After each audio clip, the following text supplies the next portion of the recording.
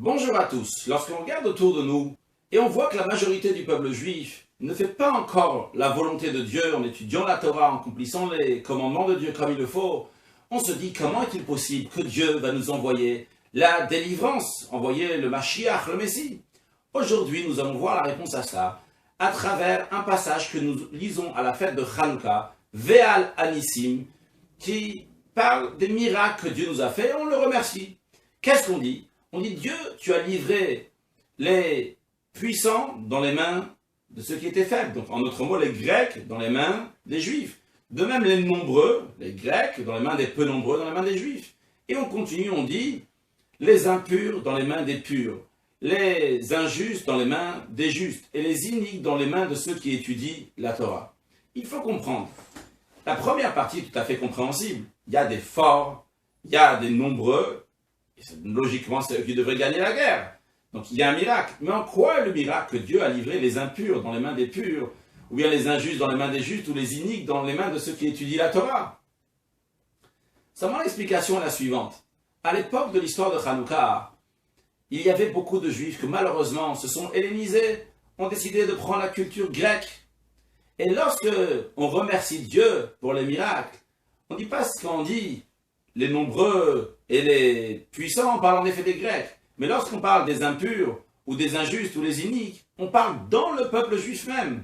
Pourquoi dire ça? Tout simplement, la notion de pureté, impureté, dans le texte biblique, existe uniquement chez les juifs. Un juif devient pur, un juif devient impur. Chez le non-juif, ça n'existe pas. De même, lorsqu'il s'agit de quelqu'un qui est juste et injuste, alors bien sûr, chez les non-juifs aussi, ça existe des gens qui se comportent bien comme il faut, que ce sont des justes des nations. Ils font les 7 lois Noachides, les 7 lois que Dieu a données universellement à toutes les nations, qui sont ne pas manger d'un animal vivant, ne pas maudire Dieu, ne pas voler, faire la justice, ne pas tuer, ne pas faire l'adultère, ne pas faire l'idolâtrie. Et il faut d'ailleurs encourager les non-juifs à le faire. S'ils le font, sont des justes. Un juif, il a 613 commandements. Donc il y a une différence de quantité de commandements. Et la différence n'est pas seulement en quantité, elle est surtout en qualité. Les 7 lois Noachides pour les non-juifs sont des lois qui sont tout à fait rationnelles, logiques, pour que la société se comporte bien. Par contre, les lois qui sont données pour le peuple juif sont des lois, beaucoup d'entre eux, qui sont irrationnelles. Par exemple, ne pas mélanger un vêtement, du lin avec de la laine, ne pas faire cuire de la viande avec du lait, ne pas manger du cochon ou des choses qui ne sont pas cachères, c'est irrationnel. Ça représente une lumière divine qui est au-delà des mondes. Donc lorsqu'on parle de juste et d'injuste, ça doit être chacun dans sa catégorie. Chez les nations, juste et injuste par rapport aux 7 lois Noachides, chez les juifs, juste ou injuste, dans les 613 commandements. Donc lorsque dans le passage de Ve'al Anissim, on remercie Dieu qui a livré les injustes dans les mains des justes, on parle des juifs qui étaient injustes, qui ne se comportaient pas bien comme il faut, dans les mains de ceux qui se comportaient comme il faut. Et de même, la troisième catégorie, les iniques dans les mains de ceux qui étudient la Torah, on parle encore une fois des juifs. Parce que qui est-ce qui doit étudier la Torah? C'est les juifs, pas les non-juifs. Et justement, le miracle était que bien que parmi les juifs, il y en avait qui s'étaient hellénisés, ils étaient impurs, ils étaient injustes, ils étaient iniques, impies. Et quand même, Dieu les a livrés dans cette minorité qui se comportait bien comme il faut. Alors, quel est le miracle? Simplement, Dieu aurait pu dire, regardez, la majorité du peuple juif se comporte mal, je ne vais pas le délivrer, je ne vais pas leur faire un miracle. Et quand même, Dieu a fait le miracle.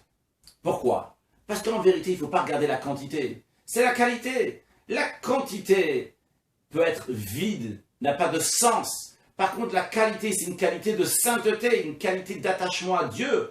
Et Dieu, même la moindre qualité de divinité est beaucoup plus forte qu'une grande quantité matérielle. Et ça, c'est enseignement pour nous aussi aujourd'hui.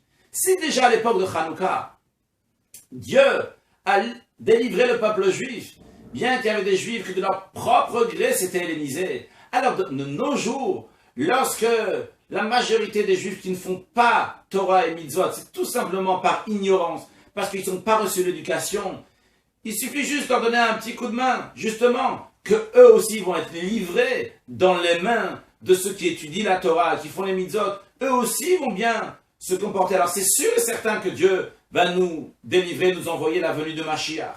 Et de même, un deuxième enseignement, pour nous-mêmes dans la vie de tous les jours, des fois on peut se dire, le moment que j'étudie la Torah, que je fais la prière, que je fais des bonnes actions, que j'aide mon entourage, et une minorité dans ma journée, la majorité de la journée, je suis en train de manger, de travailler, de faire du commerce, des affaires, de dormir. On te dit non, sache que c'est cette minorité de qualité qui est plus importante que tout le reste, et c'est elle qui change toute la journée, qui domine toute la journée. Elle est livrée, toute la journée livrée dans ces petits instants de Torah et de mitzvot, de bonnes choses qu'il fait dans la journée. Et un troisième enseignement, pour quelqu'un, des fois que sa vie, que ce soit sa jeunesse, au moment de sa vie, s'est mal comporté, et maintenant il s'est repenti, il a fait teshuva, et il peut se dire, aïe aïe aïe, j'ai eu beaucoup de ma vie qui s'est mal passé, quoi faire avec tout ça? C'est vrai que maintenant je me comporte bien, on lui dit, sache que tout ça, c'était la quantité qui était vide, mais la qualité que tu as maintenant, eh bien elle prend, et cette quantité va être livrée dans cette qualité, quand tu vas réussir à changer rétroactivement, par l'aide de Dieu aussi, ce passé, et que tout va être pris par cette qualité de bien. Alors n'oublions pas que l'essentiel à Hanouka, c'est d'allumer les bougies de Hanouka. Et si vous connaissez certains qui n'allument pas encore les bougies de Hanouka, eh bien justement, c'est notre rôle, le rôle de ceux qui ont la qualité, d'aller voir la quantité, et que cette quantité aussi de gens vont passer dans la qualité. Il suffit de leur téléphoner, envoyer un SMS, un mail, rappeler, il faut allumer les bougies de Hanouka, s'il faut toquer à la porte du voisin, ou d'aller voir un ami pour allumer aussi avec lui les bougies de Hanouka. Et Dieu va nous allumer les bougies dans notre vie, qu'on aura beaucoup de lumière, et allumer les bougies de Jérusalem avec la venue de Mashiach. Très prochainement, une excellente journée et joyeux Hanouka.